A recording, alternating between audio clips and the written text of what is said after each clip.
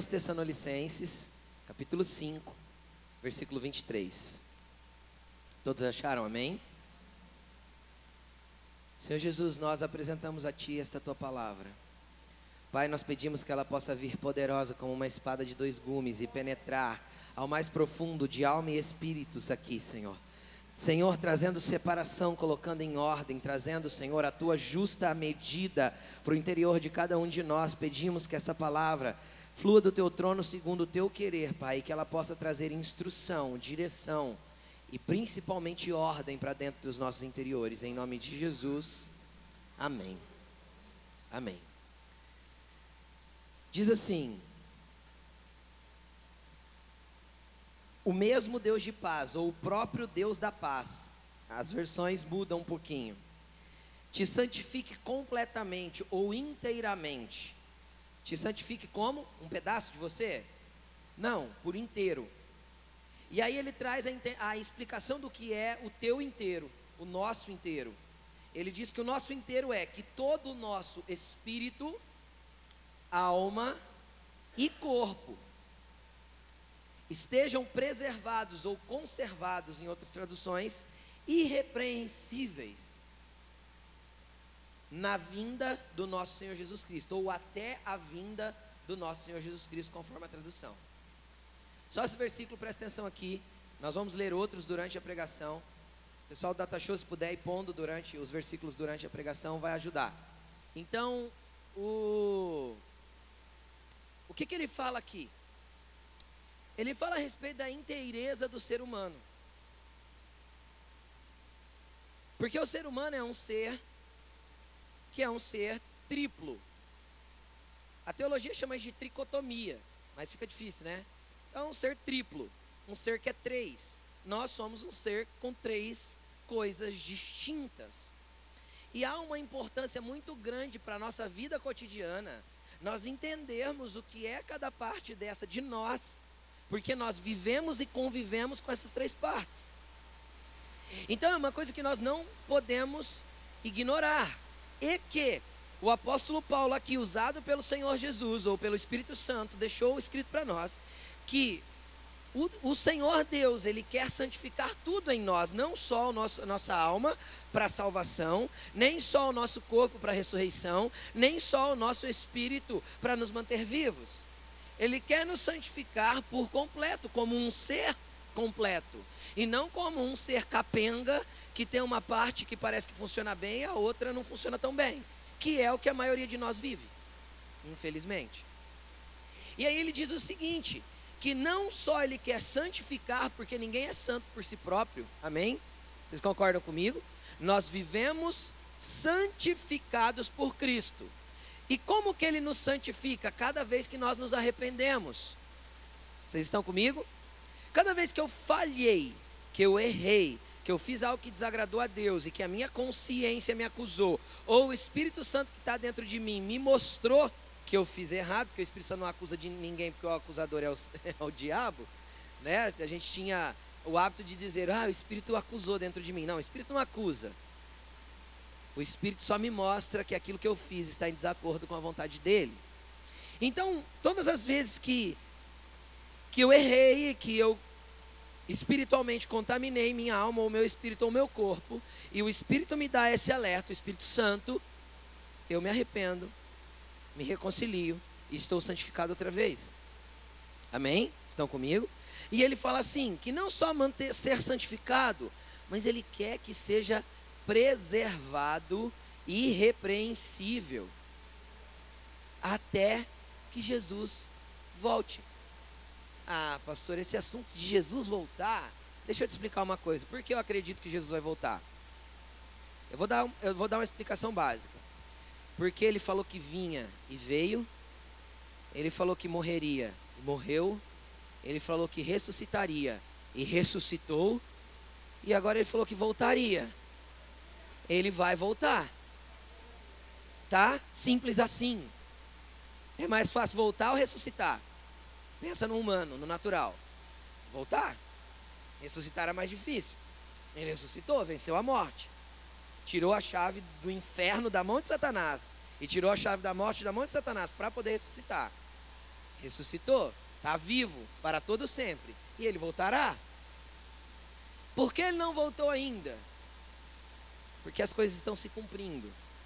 Quando ele volta, tem um texto de Atos capítulo 3, se eu não me engano é versículo 20 ou 23, que diz assim, que eu gosto bastante, que diz assim: importa, Pedro está pregando e falando de Cristo, ele fala assim: importa que o céu o retenha.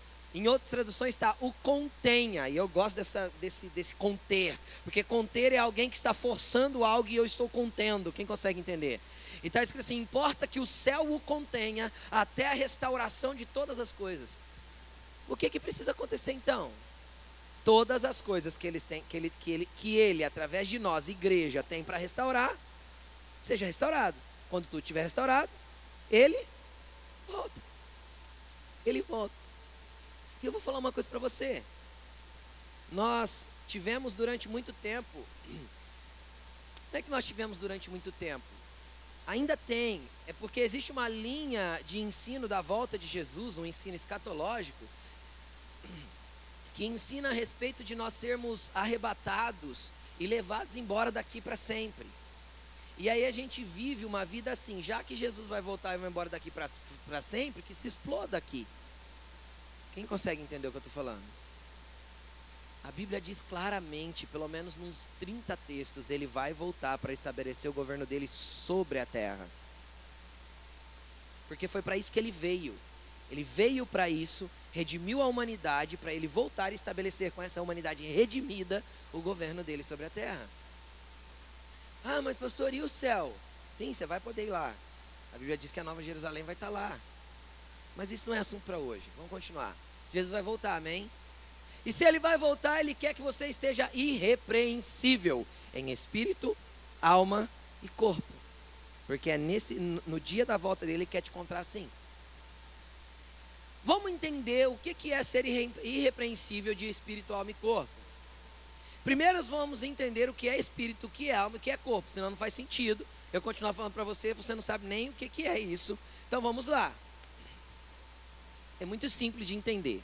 O que é corpo? Corpo é o meu ambiente físico, matéria. Amém? Eu só pego essa xícara porque eu tenho um corpo. Senão eu não pegava. Certo? Porque existem moléculas aqui, isso forma um corpo e aí a gente consegue se conectar de forma natural. Corpo. Eu só tenho legalidade no mundo natural porque eu tenho um corpo. Amém? Entenderam? Então tá. O que é teu espírito? Teu espírito, o nome já diz, não precisa de grandes coisas para entender. Teu espírito é o que te conecta ao mundo espiritual. Ninguém conecta ao mundo espiritual com a carne. Todos os homens que contam biblicamente experiências que estiveram em lugares celestiais ou em lugares espirituais, a Bíblia diz, Paulo diz assim, eu não sei se no corpo ou fora dele, ou seja, o corpo perde o sentido nesse ambiente. Quem consegue entender? Porque toda a conexão é através do meu espírito. Ele me conecta a Deus. Por que é o meu espírito que me conecta a Deus? Porque Jó disse assim, que é o sopro do Todo-Poderoso que nos gera vida. E que em Gênesis, quando Deus cria o homem, Gênesis 2:7, coloca aí no telão para nós, só para a gente ler, só para você entender.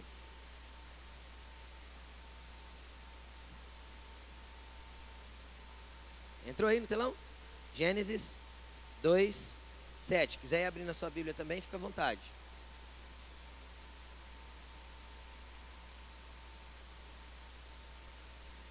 Gênesis 2:7 diz assim, ó: então, olha aí no telão, o Senhor Deus formou o homem do pó da terra, soprou em suas narinas o fôlego de vida e o homem se tornou alma vivente. Na NVI está ser vivente. Na maioria das traduções está alma vivente. Eu gosto da tradução alma vivente. O que é o espírito? Olha aqui o que diz. Deus, começa a analisar comigo. Tudo que Deus criou, ele disse assim, haja. O que criou dele foi a palavra. A voz dele formou a criação. Se você acredita no evolucionismo, depois você chama eu no particular que eu vou te mostrar biblicamente que ele não existe. E eu vou te dar provas concretas disso. A gente estuda um pouquinho de ciência para não falar bobeira. Tá? Mas pastor, e os dinossauros? Tudo foi criado em Gênesis. Quem disse que tudo foi criado em Gênesis? A Terra já existia, o planeta já existia tudo, na verdade. Deus não cria a Terra em Gênesis. Deus não cria a água em Gênesis. Tá? Ele reforma a Terra, arruma a Terra e coloca o ser humano nela. É diferente. Então, ser humano pré-histórico não existe. Vamos lá, mas vamos continuar. Deus pega e resolve fazer o que ele chama de excelência da criação. É tão excelente que Salmo 8, versículo 4 e 5 diz assim, ó, que Deus nos criou, assim, ó, a Bíblia diz assim, ó, Salmo 8, versículo 4 e 5, um pouco menor do que os anjos, os homens foram criados. E Deus o coroou de honra e glória e sujeitou toda a criação ao seu governo e domínio.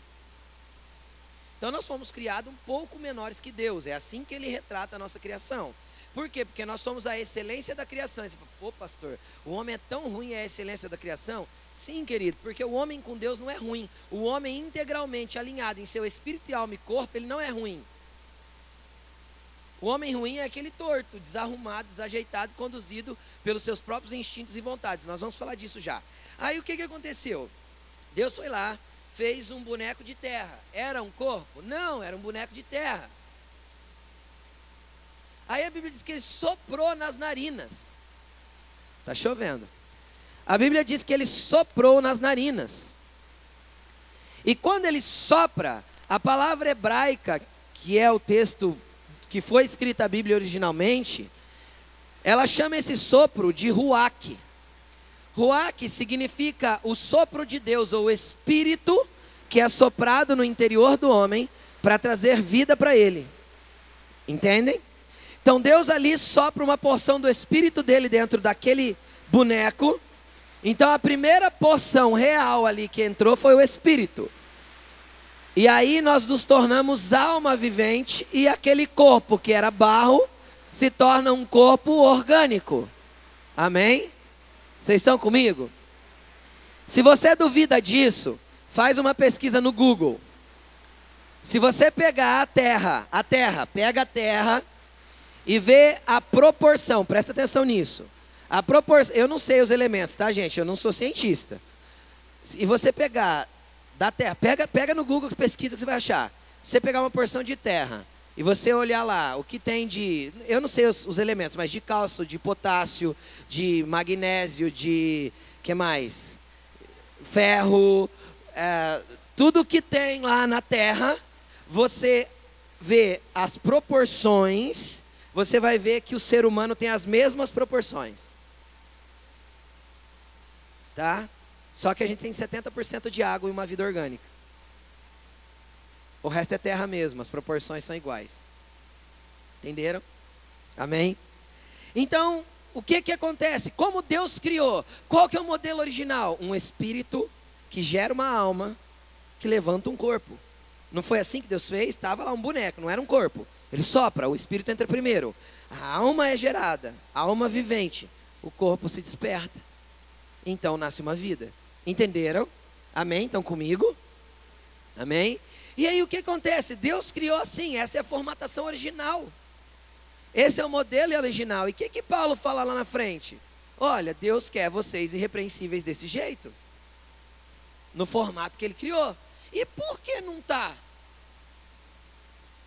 Não está porque quando o homem pecou, quando Adão resolveu fazer aquilo que Deus não queria que ele fizesse, a Bíblia diz que ele foi expulso do jardim, e Deus olhou para ele e falou assim, Adão, daqui para frente, cara, você vai ter que suar, para conseguir extrair alguma coisa da terra, para você viver. O que Deus faz aí? Deus mostra para ele, que a partir do momento que o pecado começa a governar a minha vida, o que eu vou sentir primeiro, não é o espiritual, mas sim o natural. Você entende o que Deus fala? Cara, agora você vai sentir canseira, fadiga, dor. Ou seja, o teu corpo vai gritar antes de qualquer outra coisa. Houve uma inversão no modelo original de Deus, vocês conseguem entender? Adão era um ser espiritual. Quando a Bíblia diz que ele andava nu, por que ele andava nu? Peladão. Porque ele tinha roupas espirituais que o cobria. Porque ele era um ser totalmente espiritual. Vocês conseguem entender? Quando ele peca, ele olha para si próprio e fala: nossa, eu estou nu. Porque ele se vê nu e ele não se via nu? Porque ele perdeu a conexão espiritual. Vocês conseguem entender? Então ele vê o corpo primeiro, o que passa a ser sensorial. Antes de tudo nele é o corpo, é a carne. Conseguem entender? Vocês conseguem entender? E aí o homem se desconectou de Deus, porque ele só se conecta pelo Espírito. E de repente quebra-se essa conexão. Caiu o Wi-Fi. Entendeu? Hoje em dia é fácil explicar, tem tecnologia. Antigamente a pessoa para explicar isso. Agora você já sabe. Caiu o Wi-Fi, desconectou, caiu. Entendeu? Aí o que acontece? Acontece que Jesus vem. E ele vem e apresenta um pai. E conecta de novo a gente com Deus. E liga o Wi-Fi de novo. Ele põe na tomada as anteninhas, acende as luzinhas. E ele liga o homem de novo com ele. Para quê? Para ter o mesmo nível de intimidade que havia no Éden, aonde Deus passeava todos os dias com Adão, não é isso? A Bíblia diz que Deus o visitava todos os dias no Éden. Correto?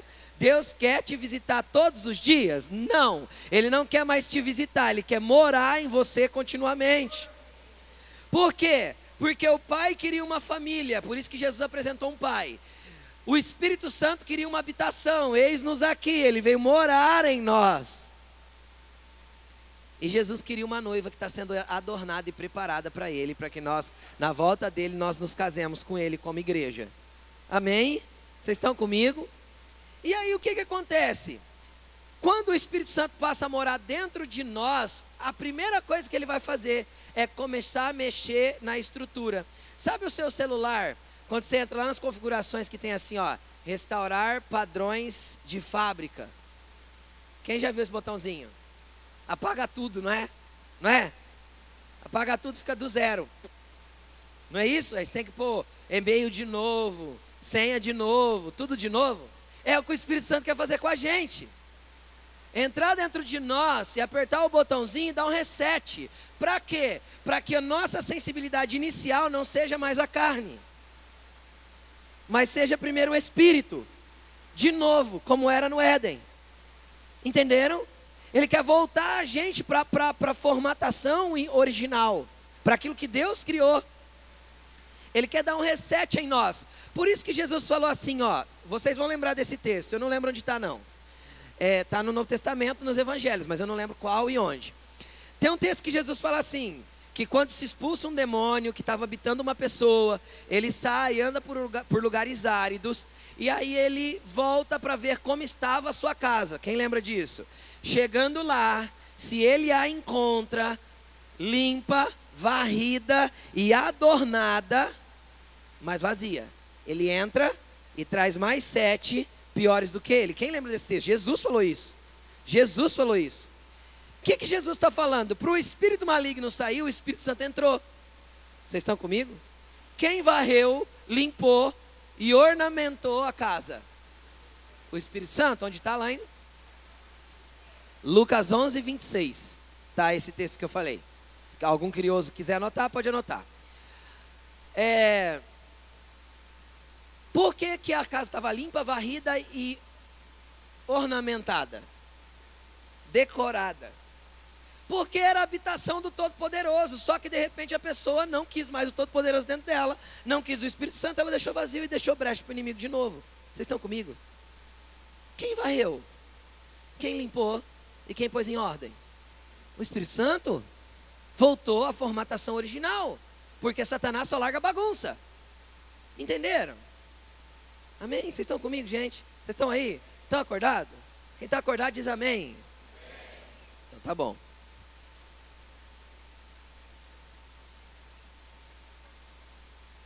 Aí o que acontece? O Espírito Santo, ele quer entrar dentro de nós E Ele quer começar por ordem. Ele quer começar a organizar e fazer com que nós nos tornemos pessoas espirituais. Amém? Amém? Vocês estão comigo? Seres espirituais, porque é isso que nós fomos criados para ser. Agora eu quero falar um pouquinho da deturpação que o pecado, que o engano, que o erro causa nas nossas vidas. E como nós somos carne, alma e espírito por último. Presta atenção. O que é a manifestação dos desejos carnais? Primeiro eu quero fazer você entender uma coisa. Todo desejo carnal é ilícito, é pecado? Sim ou não? Não. Não é. Vou te provar isso. Quem já sentiu fome hoje, levanta a mão. Fome não é um desejo carnal? Hã? É ou não é? Quem precisa de comida? Sua alma? Não, seu corpo. Correto? Então fome é um desejo carnal. Vocês concordam comigo ou não? Então nem tudo que é carnal é ruim. Então cuidado quando você olhar para alguém e falar assim, você é carnal, irmão. Nem tudo que é carnal é ruim. Né? Eu posso ter uma vida carnal santificada. O corpo não tinha que ser santificado também? Vocês estão entendendo comigo ou não? Então tá, comer é pecado? Não. Comer muito? É. Chama glutonaria. Deus diz que é errado. Por quê? Porque não santifica o corpo. Porque não deixa o corpo irrepreensível. Pelo contrário, deixa todo desordenado, cheio de diabetes, colesterol, gordura no fígado, deixa o negócio todo arrebentado. Isso é um corpo irrepreensível? É ou não? Não. Entenderam? Então comer é pecado? Não. Comer errado e demais? E é o pecado que mais tem no meio dos crentes. Quem já ouviu o ditado mais ridículo que é? Crente não bebe, não fuma, e come, hein? Vai se converter. Vai entender a palavra de Deus na sua essência completa. Deus não quer um corpo desajustado, está escrito que é um corpo irrepreensível, que esteja sendo degradado pela idade, e não porque eu matei ele antes do tempo. Amém? Vocês estão comigo? Então, outro exemplo muito claro, que Paulo deixou isso muito expresso. É errado ter desejo de sexo? Não. Desde que seja dentro da concepção que Jesus ensinou, numa aliança, dentro de um casamento. Então é errado ter desejo sexual? Não, não é. Ai, pastor, eu quero me santificar, e aí eu não vou mais ter relacionamento com a minha esposa ou com o meu marido. Ah, vai se converter. Isso não te deixa impuro, nem tira a sua santidade, desde que seja dentro de uma aliança. Amém? Então comigo? O que Paulo falou? Todo pecado é fora do corpo, mas quem comete pecado sexual peca contra o seu próprio corpo. E por que o pecado sexual é contra o próprio corpo? Porque todas as vezes que nós temos um contato sexual, nós temos uma conexão e um pacto que é feito num relacionamento sexual. E um pacto que envolve não só o seu corpo, mas também a sua alma. Nós vamos falar de alma daqui a pouco, eu vou entrar nessa área de novo. Então o que acontece? Jesus quer o nosso corpo santificado e íntegro. Para isso, nós temos que fazer o que Paulo ensinou. Eu esmurro o meu corpo 3 vezes ao dia. Ele não murrava o corpo dele, ele não era masoquista. O que ele estava dizendo era o seguinte, eu estou reduzindo o meu corpo à servidão para fazer e viver aquilo que Jesus quer. Todos os instintos naturais do meu corpo, eu vou limitá-los à vontade de Deus, para que eu possa honrar o Senhor que eu sirvo. Estão comigo? Entendem? Então vai ter coisas que o teu corpo vai querer, que você vai ter que dizer não para ele. Entendeu? E se a sociedade aprendesse a dizer não para os desejos desenfreados do corpo, muita coisa já melhoraria na nossa sociedade. Você acredita ou não? Você concorda comigo? Que mais desejo físico eu tenho?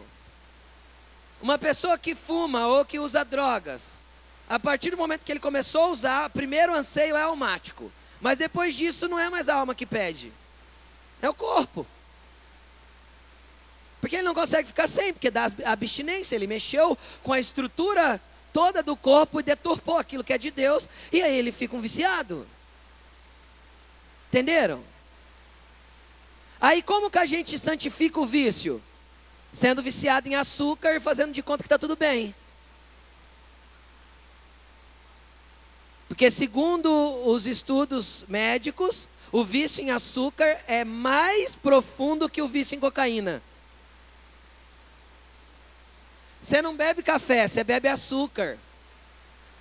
Você procura o café, não é por causa do café. É por causa do açúcar que está lá dentro. Isso é comprovado cientificamente. Tira o café do açúcar, continua o açúcar do café e continua bebendo. Aí você gosta de café.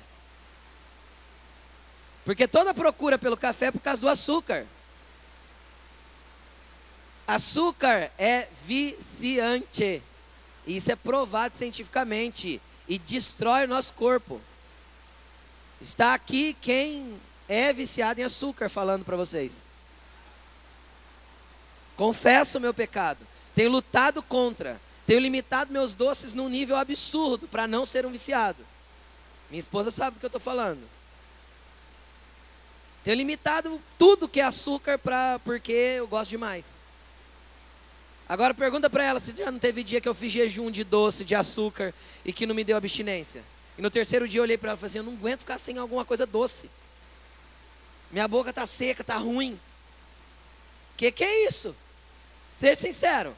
Como chama isso? Vício. Abstinência. Meu corpo não está sendo irrepreensível diante de Deus. Amém? Estão comigo? E Ele quer tornar tudo conforme o modelo que Ele criou. Tinha açúcar lá no Éden?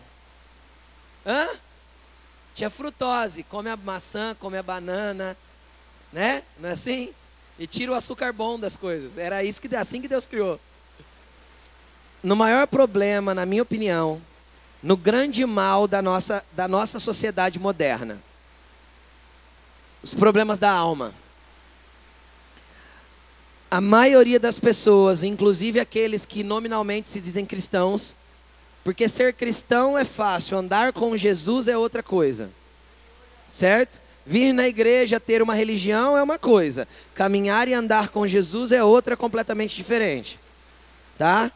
Então não estou falando de religião, estou falando no contexto geral da humanidade.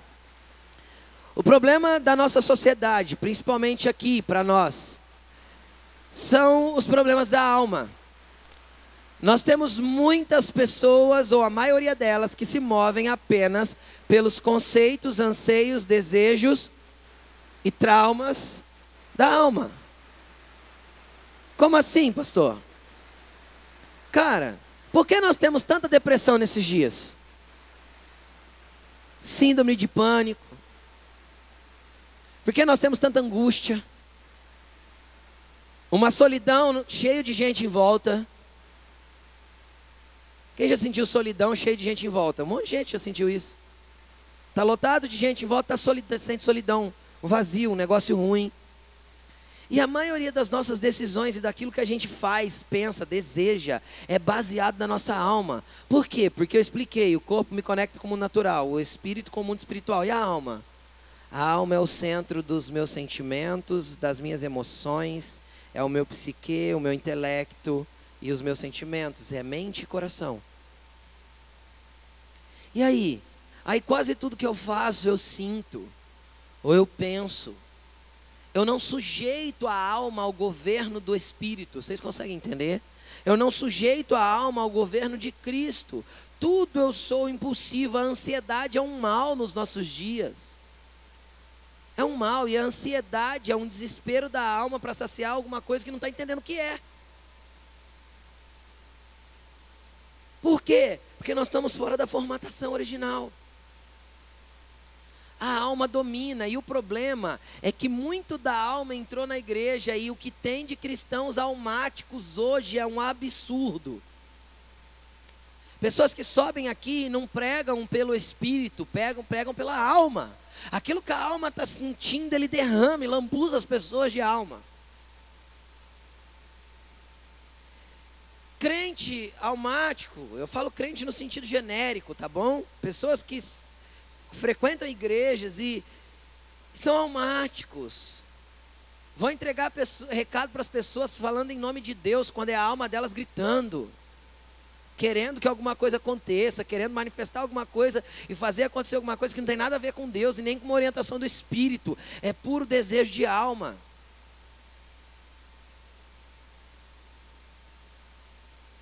Nós precisamos separar aquilo que o Espírito nos conduz daquilo que a minha alma está dizendo. Porque existem situações na vida que a nossa alma se angustia, sim. É natural. Como assim? O dia da perca de um ente querido, não tem angústia? Dor. Isso é natural acontecer. A Bíblia fala que tem um tempo para o luto. Existe um período para eu superar o luto e continuar. Então existem coisas que afligem a nossa alma. Existem situações que fazem a nossa alma se angustiar dentro de nós. Mas qual é a orientação do salmista? Por que estás abatido, ó minha alma? Por que se angustia dentro de mim? E espera em Deus, você ainda o louvará.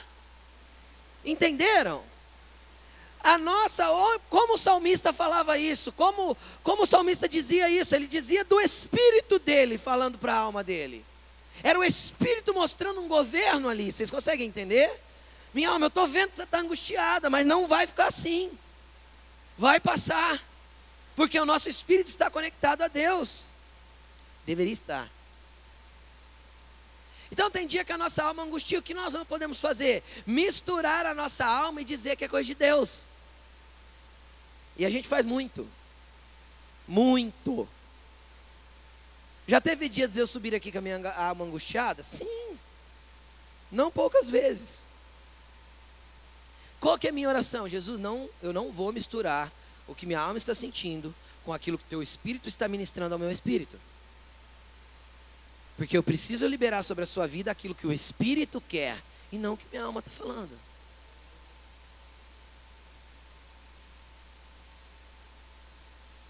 Porque a minha alma, de vez em quando, ela tem vontade de sumir. Sumir. Não aguento mais gente. Ela fala dentro de mim. Não aguento mais gente, não aguento mais problema, não aguento mais, é assim.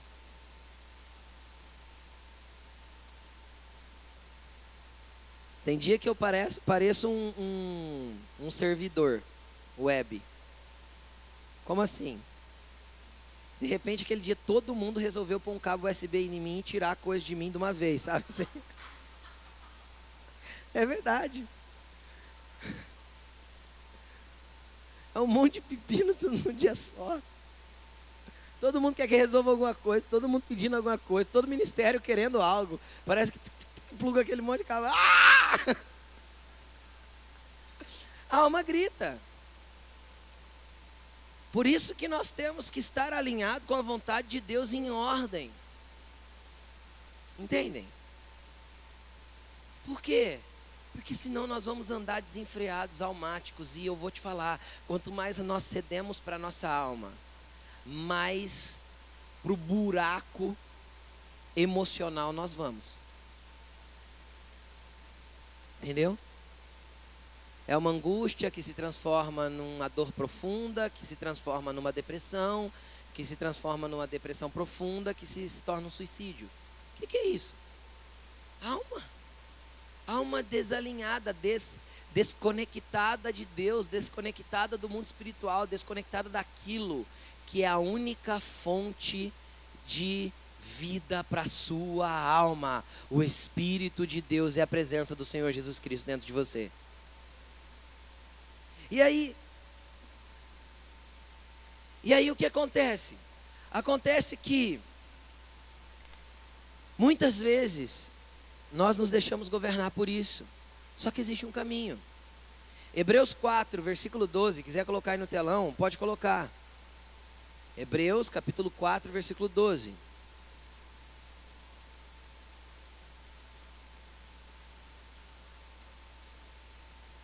Entrou aí? O que diz aí, ó? Porque a palavra de Deus é viva e eficaz, mais penetrante do que uma espada de 2 gumes. Penetra até o ponto de dividir alma e espírito, juntas e medulas, e ela é apta para discernir os pensamentos e as intenções do coração. Qual que é a estratégia que Jesus deu para a gente começar um processo de reset, de restaurar os padrões originais? Mergulhar na palavra que é a espada do Espírito.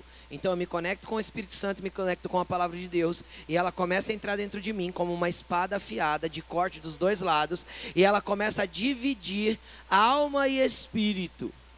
E por que dividir alma e espírito? Porque quando eu sou governado pela alma, meu espírito, presta atenção nisso aqui que você vai se encaixar nisso, ó. A sua alma sufoca o teu espírito e ele não consegue se conectar com Deus, porque é a tua alma que governa. E aí ela cede para todos os desejos do seu corpo. Todos os desejos do seu corpo, ela fala, tá bom, vai lá, se diverte, tenha prazer. Por quê? Porque ela quer se satisfazer de alguma forma. Porque a alma é carente de satisfação, mas essa satisfação real só vem do espírito do homem conectado ao Espírito de Deus. Estão comigo? Então, a alma sufoca o espírito e oprime o espírito ali dentro e ele não consegue se conectar com Deus. E aí vem uma coisa, o que acontece? Pessoas assim costumam frequentar igrejas todo domingo? Sim. Elas frequentam a igreja no domingo e na segunda-feira estão tomando decisões pela alma de novo. E por que não muda, pastor? Pelo seguinte, ó. Deus é tão bom, tão misericordioso, que a tentativa dele de te mudar é o seguinte, presta atenção. Você vem no culto. Aí começou o período de louvor ou de adoração aqui. Você começa ali tentar se conectar com Deus. Na verdade, você já devia vir conectado, andar conectado. Tipo assim, sabe aquela internet GPSRED, aquela que não carrega nem o WhatsApp? Ou quando você vai num lugar que não tem 3G, nem 4G, nem 2G, nem 1G e meio, não tem nada. Você fica desesperado procurando Wi-Fi. Quem já ficou assim? Ah, que mentira, vocês não levantaram a mão. Quando você fica sem internet móvel, você fica desesperado procurando Wi-Fi, sim, que eu sei que você fica. Aí, tem gente que anda assim. Porque Deus é uma conexão Wi-Fi constante, ininterrupta, sem queda e com muitos terabytes de velocidade. Entendeu? Com o teu espírito. Teu espírito é a anteninha que recebe. Entendem? Aí o que acontece? Acontece que quando você vem num ambiente como esse, e uma adoração genuína começa a subir, você está num lugar onde é um portal espiritual, onde esse sinal é amplificado de diversas vezes. Por quê? Porque do teu lado tem uma pessoa conectada com um sinal muito forte. Você consegue entender ou não? Aí sabe quando você compartilha a internet do seu celular? Ficou fácil de entender, né? Então emana esse sinal aqui, porque Deus está na vida de muitos. Então você está ali com a sua alma toda dominando o seu corpo. É a tua alma que governa, é a tua alma que manda em tudo. Todos os seus desejos, emoções você cede. Você fala o que quer na hora que quer. Isso é assim mesmo. Eu sou bocudo, eu falo o que quer na hora que quer. Isso é a tua alma te governando. Isso não é o que Deus quer para você. Entendeu? Aquele cigarro que você acende no fim do dia para ter prazer. É a tua alma que precisa de um prazer tolo desse. Ainda que está detonando o seu corpo. Entenderam? É toda a alma que pede. É toda a alma que grita. E aí a alma está governando. Aí você chega num lugar desse. De repente você está cercado de sinais amplificados perto de você. Porque Deus está neste lugar. De repente teu espírito ganha força e ele rompe esse sinal. Então você sente alguma coisa. Ou uma sensação boa, um sentimento de paz, um arrepiozinho. Entende? Vocês entendem o que eu estou falando, né? Acho que todo mundo já sentiu isso. Uma sensação de um prazer diferente. Nossa, que ambiente bom. Parece que tem um negócio diferente e tal. O que aconteceu? Foi só o seu espírito que conseguiu ganhar um pouquinho de força, vazar todas essas angústias e dores e traumas e governo da tua alma e se conectar com Deus um pouquinho. Só que aí, a gente mantém forte aquilo que a gente alimenta. Entenderam? Aí eu saio daqui e paro de alimentar o meu espírito. O que vai acontecer? Minha alma vai voltar para o governo. E a minha vida vai ser a vidinha medíocre que eu levo semanalmente, toda semana. Medíocre no ambiente espiritual. Você pode até ser bem sucedido financeiramente. Dinheiro não te satisfaz. Você sabe que não te satisfaz. Dinheiro não te dá um sono tranquilo de noite. Dinheiro te dá o prato, mas te dá a comida, mas não te dá o prazer. Quem está entendendo o que eu estou falando? Só Jesus pode te satisfazer de tudo isso que grita dentro de você. E aí você alimenta a sua alma. Tudo que a sua alma pede, você dá de novo. Ela se torna forte outra vez e sufoca o teu espírito de novo. Então o que nós temos que fazer? A palavra de Deus é viva e eficaz e ela penetra até o ponto de dividir alma e espírito. Formatação original. Entendeu? Formato original. Ela separa um do outro. Por quê? Porque a palavra é a espada do Espírito. Quando a palavra entra, ela não entra só como palavra, como conhecimento natural. Ela entra como revelação do Espírito Santo dentro de nós, mexendo tudo dentro do nosso interior. Você vai passar a ser aquilo que você não era. E sabe por que tem muita gente que reluta em se transformar e deixar Deus transformar?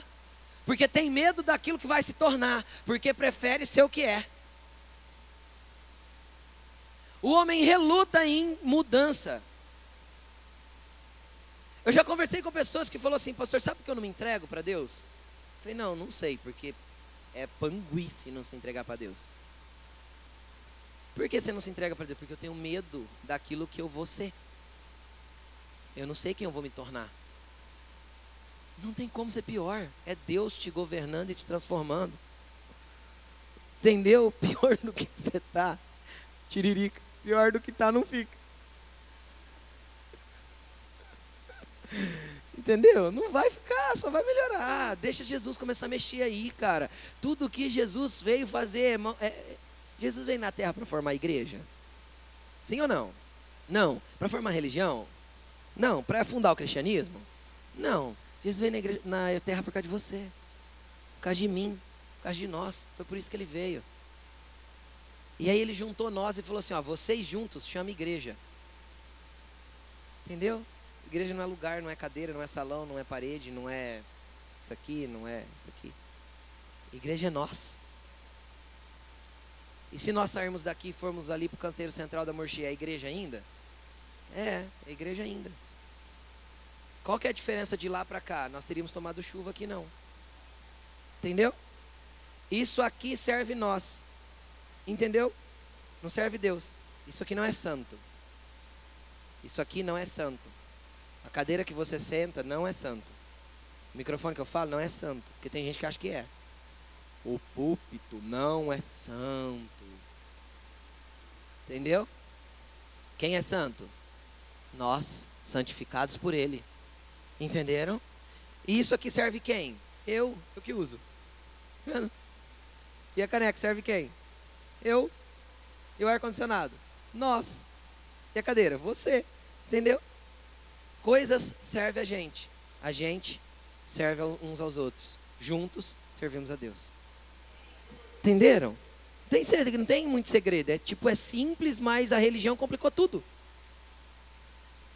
A religião santificou algumas pessoas mais do que outras, como se Jesus tivesse filhos prediletos. E a Bíblia diz que ele não faz acepção de pessoas.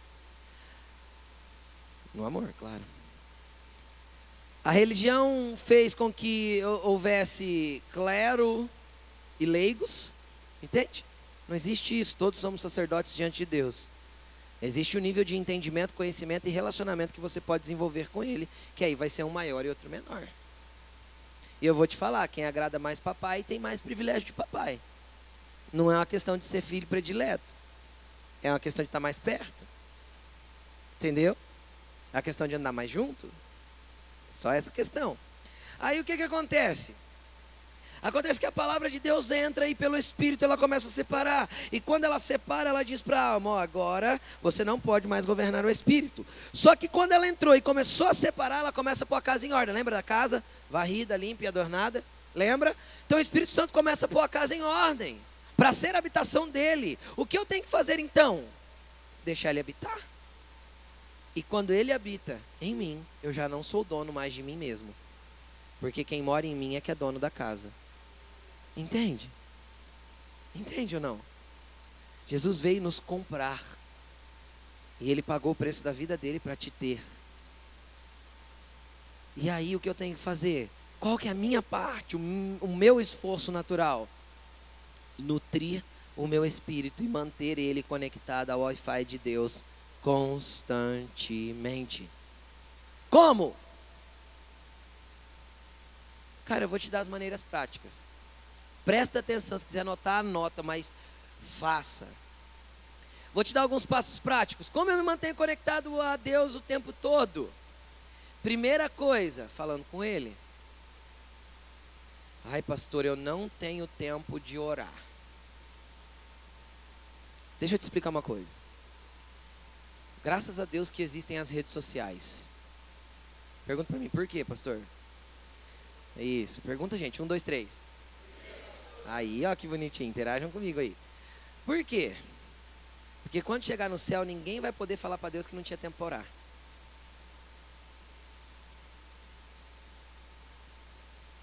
Vocês concordam comigo ou não? Graças a Deus que existe rede social, Netflix, televisão, filme. Não que seja errado você fazer isso, de jeito nenhum.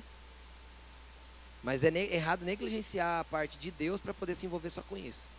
Graças a Deus que existe isso, porque o dia que você chegar diante de Deus e falar, Deus, eu não tinha tempo para me relacionar com o Senhor. Ele vai pegar e vai abrir o telão 3D dele e vai falar assim, vamos contabilizar as horas, espera aí.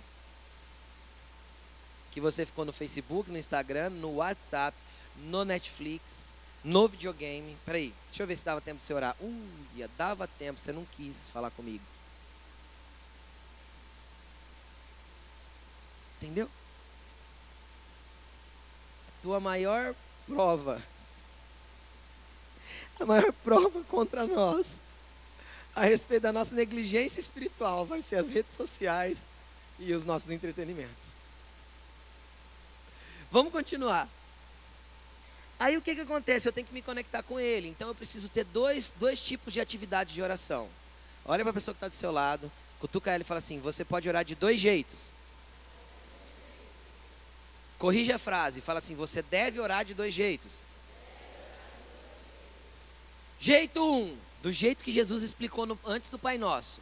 Quando você for orar, entra no teu quarto, fecha a tua porta e fala com teu pai secretamente, porque teu pai que te vê secretamente te recompensará. Isso é lugar secreto, tempo teu e de Deus. Tá bom? Tempo de relacionamento pessoal, você e ele, mais ninguém, fecha a porta. É o seu momento com o papai. Aí vem um problema.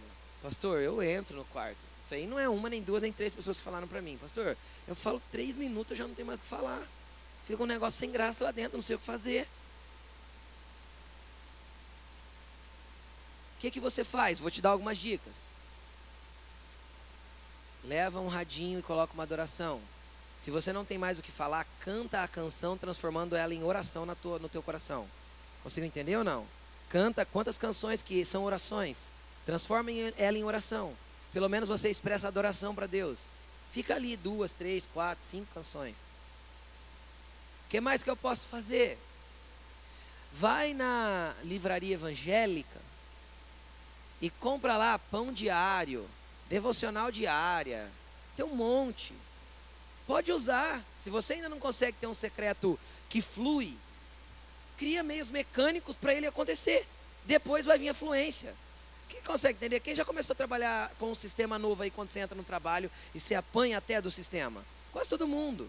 Ou da máquina, ou do que você tenha que fazer. Aí 3 semanas, 4, 5, depois você não está fluindo no negócio, você faz já sem ver. Não é assim? Com Deus é a mesma coisa. É uma questão de forçar o hábito. Vocês estão comigo? Pastor, mas eu vou entrar no quarto assim? Inicialmente sim, não vai ficar assim. Eu te garanto. Não vai ficar assim. Se você entra lá por causa de Jesus, não vai ficar assim. Tá? Aí você usa aí uma devocional diária. Lá tem uma palavra para você ler, tem uma oração às vezes para você fazer. Usa aquela oração. Mas pastor, eu vou ler uma oração? Mas se você não consegue orar ainda, o leia. É melhor que você leia do que você não ore. Vocês estão entendendo? Pare um pouquinho e fala para Jesus: Jesus, fala comigo. E fique em silêncio. Ou escutando uma canção lá no fundinho, se você gosta ou não. E espere ele falar, quem sabe ele fala. Ele costuma falar, viu? Ele é ansioso para que você o ouça. Por quê? Porque ele diz que as ovelhas dele ouvem a voz dele e obedecem. Amém? Estão comigo? Tá, e qual que é o outro tipo? Esse é o tipo de oração 1, secreto. Qual que é o outro tipo de oração? É a oração cotidiana. Aquela que você está andando e falando com ele, dirigindo e falando com ele, trabalhando e falando com ele.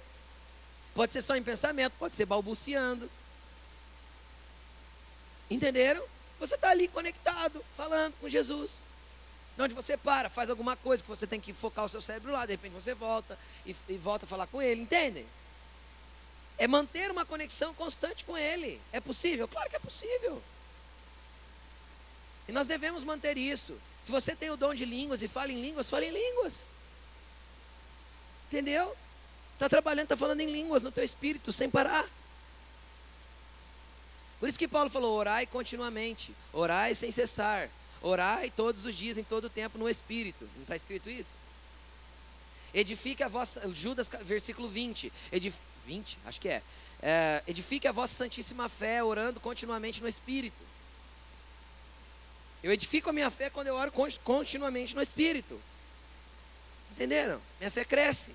Por quê? Porque eu me mantenho conectado. O sinalzinho está, ó, indo e vindo, indo e vindo, indo e vindo. É download e upload, sem parar. Amém? Download das coisas de Deus e upload daquilo que é ruim da tua vida indo embora. Mantenha um relacionamento constante. Você vai alimentando seu espírito. Tua alma, a hora que tua alma gritar, o que você vai fazer? Fica quieta, alma. A hora que você tem vontade de enforcar um, xingar o outro, matar alguém, né? A gente sente isso de vez em quando, não sente? Muita raiva, muita ira, vontade de xingar o cara que fechou você no trânsito. O que você vai falar para sua alma? Fica quieta. Você não vai fazer o que você quer. Aqui quem governa é o Espírito de Deus ligado ao meu espírito. Entendeu? E aí o que mais que eu vou fazer? Ler a Bíblia.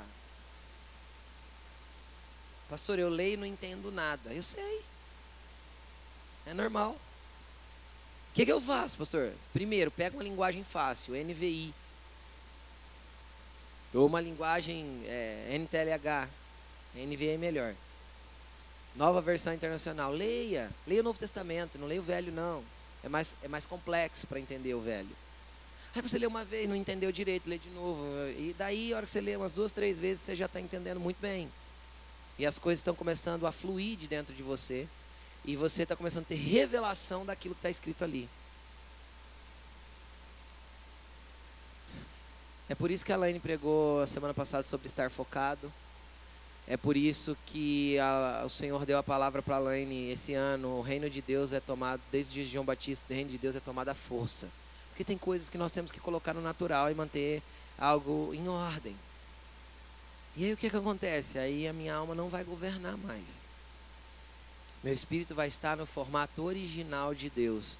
Então, o mesmo Deus de paz, que te santifica completamente, vai conservar irrepreensível teu espírito, tua alma e teu corpo. Para quê? Para o dia da volta dele. Entendeu? Para o dia que ele voltar. E o que mais que eu posso falar para você? Abre aí em Gálatas 5:25. Gálatas 5:25. Olha o que diz aí, que legal.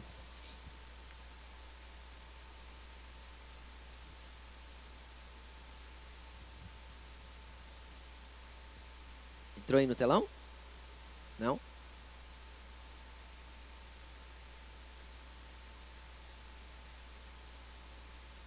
Amém? Diz assim, ó. Se vivemos pelo Espírito, andemos também pelo... Se nós nos conectamos com o Espírito de Deus no nosso espírito, Ele não quer só que nós ficamos conectados, Ele quer que nós andemos em espírito. Ele quer que nós passamos a ser pessoas espirituais. Vocês conseguem entender? E o que é ser uma pessoa espiritual? Querido, você não precisa ser pastor para ser espiritual. Você entendeu? Você não precisa, sei lá, ser religioso, ser sacerdote, ser o que, sei lá, que você quer chamar, para ser espiritual. Eu posso ter no meu trabalho e ser uma pessoa espiritual. E ser uma pessoa espiritual não é ser uma pessoa chata. Tem um monte de gente que acha que é espiritual, mas é a alma dele tentando mostrar que ele é melhor que o outro. Ele se sente presunçoso porque ele se acha espiritual. Eu vou te mostrar porque isso acontece, porque já estava escrito, olha o versículo 26. Dá para colocar o 26 aí? Não sejam o quê? Quem é que é o presunçoso? É aquele que acha que é melhor que os outros porque é um ser espiritual. Oh. Você não entende, querido. Eu sou de Jesus, você é ímpio. Ah, vá se converter. A gente não precisa ser presunçoso porque é um ser espiritual. E nem conversar só de coisa de Deus, porque senão a gente fica chato também. Você gosta de futebol? Pode conversar de futebol. Ele não pode ser um ídolo no teu coração. Entende? Tudo que toma o lugar de Deus no teu coração é um ídolo. Entenderam? Um ídolo não é só aquele feito com mãos humanas, do jeito que a Bíblia diz. O ídolo é tudo aquilo que toma o lugar de Deus no meu coração. Teu filho pode ser teu ídolo. Se ele tomou o lugar de Deus no teu coração, teu namorado, tua namorada, teu carro, teu trabalho, teu dinheiro, ele pode ser um ídolo para você. Se ele tem mais valor do que Deus no teu coração, isso é um ídolo. O que ele está falando? Não seja presunçoso. Você está andando em espírito? Seja gente. Entenderam? E o que é andar em espírito? Teu amigo de trabalho do teu lado reclamou que está com dor de cabeça. Antes de você oferecer a Neusaldina, oferece uma oração. E se você é uma pessoa espiritual, cara, posso orar por você? Se você for um cara legal, ele vai falar, mano, ora aí. Vai lá. Entendeu? Agora se você for aquele chatão religioso, ele vai falar, não, pode deixar, não precisa orar não, eu vou tomar remédio. É ou não é verdade? Então seja uma pessoa. Você é gente, tá bom? Entende? Ser uma pessoa espiritual não transforma você num alienígena. Você não precisa ficar no teu serviço, misericórdia, glória a Deus. Você quer se mostrar. Entende o que eu estou falando? Só para mostrar que tem uma linguagem crentez ou evangeliquez. Misericórdia, aleluia, louvado seja Deus, Deus é fiel. Não precisa disso. Precisa? Precisa. Então ele está falando, não seja presunçoso, provocando uns aos outros e tendo inveja uns dos outros. Ande espiritualmente. Seja um ser espiritual.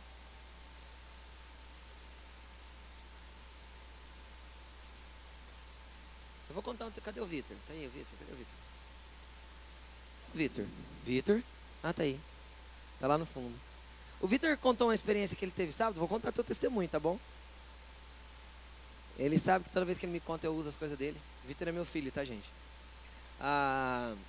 Sábado ele foi fazer aula de violino, que ele faz aula de violino. E a professora é budista. É isso? Não, né? Mística, sim. É um pouco de misticismo. Ela é um pouco de tudo, assim, sabe? Aquela pessoa que, tipo, né? E aí ela falou assim, ai, que dor nas costas. E o Vitor olhou para ela e falou assim, posso orar por você? Ela falou assim, ora. E ele pôs a mão nela e orou. Aí ela falou assim, ele perguntou, melhorou? Ela falou, uns 20%, 30%. Falou assim, vamos orar mais uma vez, então. Olha lá, então vamos. Aí ele orou de novo. Aí sabe o que ela falou para ele? Nossa, eu senti assim, uma fluência, né? Uma energia assim, gelada saindo de você e entrando em mim. Entendeu? Como chama isso? Como chama isso? Espírito Santo. E a coluna da moça parou de doer. Entendeu? E não precisa ficar com frescura. Entendeu? Não precisa ficar... Ó Santíssimo, glorioso, todo-poderoso, enaltecido, engrandecido Deus. Estou aqui, humilde servo, em tua presença para rogar-te, humildemente, que cures a coluna da tua filha, sua serva. Eu fico imaginando a Ana Beatriz chegando em mim e falando assim, Ó papai, papaizinho lindo, querido e cheiroso do meu coração, gostaria de pedir-te humildemente que você me dê uma melissa nova. Não é assim que se relaciona com Deus, cara. Ele não espera essa baboseira.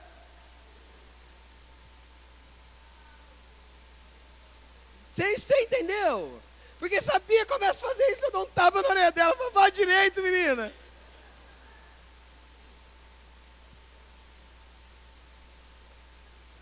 Deus não espera isso, Ele quer você como você é, com o coração entregue, conectado com Ele, falando: Jesus, eu quero o Senhor na minha vida, eu quero você em mim, e eu quero estar em você. Jesus vem andar comigo, e Jesus não se assusta quando você tropeça, cai e peca. Você não surpreende Deus com o teu pecado. Aquilo que você imaginava que você já não faria mais, Ele já sabia que você podia fazer. Ele conhece a ruindade do teu coração, do nosso coração. E a gente fica sistematizando o relacionamento com Deus, tentando fazer parecer mais bonito, mais santo, ou mais profundo. Entendeu? Quando Jesus te usar para curar alguém, você olha para ele do lado e fala assim, ó: valeu, brother. Eu só oro, o Senhor cura, e eu que fico feliz ainda. E às vezes está batendo na tua religiosidade, né? Você está achando estranho demais. O dia que você conhecer Jesus assim, você não vai querer conhecer outro Jesus. Porque Jesus é parceiro. Como eu sei que Ele é parceiro? O último versículo do livro de Mateus. Mateus 28, versículo 20. E eis que estou com vocês todos os dias, até que tudo acabe. Entendeu? Vou estar com vocês sempre. Então desmonta esse monte de conceito religioso, essa santidade superficial ridícula, essa religiosidade que parece que eu tenho um linguajar mais bonito que o outro.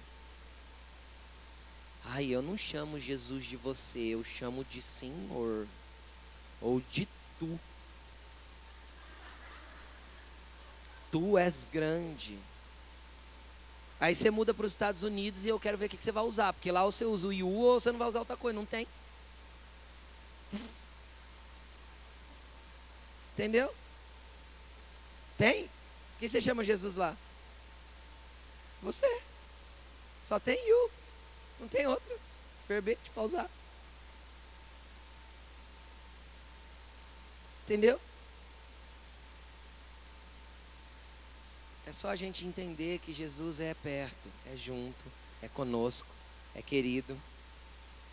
E andar com Jesus é incrível. E empolgante. Ele é top demais. Ele é cheiroso, Ele é gostoso, Ele é bom, Ele é tudo. Por quê? Porque tudo que Ele veio abrir foi um caminho para mim me relacionar com o Pai de novo. Uau! Do jeito que era no Éden. Todo dia papai descia do céu, encontrava com Adão e ia dar rolê com ele no jardim. Pensou ele falando assim: ô Adão, você já conhece a nascente do tigre? Eu não, papai. Segura aí, vamos lá. Pensou? Aparece lá do lado da nascente. Ah, é top, hein? Era assim que Adão se relacionava com Deus, até o pecado.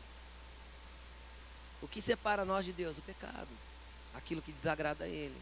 E não só os pecados culturais, porque existem os pecados culturais, né? Qual que é o pecado cultural no Brasil? Eu não mato, eu não roubo, eu não passo ninguém para trás, eu sou um homem de bem e sou honesto. Pronto, é o meu pecado cultural. Qual que é o pecado que ninguém olha? Eu sou orgulhoso, soberbo, arrogante, presunçoso, glutão, eu sou fofoqueiro, né, mentiroso, essas coisas ninguém fala. Porque a gente acha que pecado é só aquilo que culturalmente é errado. Não, querido. Errado é tudo aquilo que separa você de Jesus. Tudo aquilo que desconectou o teu espírito, caiu a conexão. E como eu faço para reconectar? Arrependimento, confissão. Do jeito que a mulher que foi pego em adultério e foi jogado nos pés de Jesus. Jesus olhou para ela e falou assim: caiu o sinal. Caiu o sinal. Aí ele olhou em volta, viu um monte de gente com pedra na mão, falando assim: estão querendo apagar o sinal dela de vez. Aí Jesus abaixa a cabeça, começa a escrever na terra. A Bíblia não diz o que ele escreveu, eu acho que ele estava escrevendo assim: Pai, reconecta o sinal. Aí ele fala assim: ó, quem não tem pecado, joga aí a primeira pedra. Aí a Bíblia diz que a partir dos mais velhos eles foram soltando as pedras. E foi todo mundo embora. Aí Jesus falou assim: ninguém te acusou? Ninguém te condenou? Ela fala: não. Ele falou: nem eu te condeno. Ó, conexão ligada de novo. Ele fala: vai e não peque mais. Por que ele fala não peque mais? Para manter conexão, querido. Para manter o espírito dela ligado. Historicamente dizem que essa mulher é Maria Madalena. A Bíblia não afirma isso. Mas estudos dizem que era Maria Madalena. Ela estava lá, Jesus morrendo na cruz, ela no pé da cruz, crendo nele. Aí ela foi ungir o corpo no domingo pela manhãzinha. Quem estava? Maria Madalena. Conectou, cara. Ó, sinalzão forte, ligado. Entendeu? Não desconectou mais. Coloque-se de pé.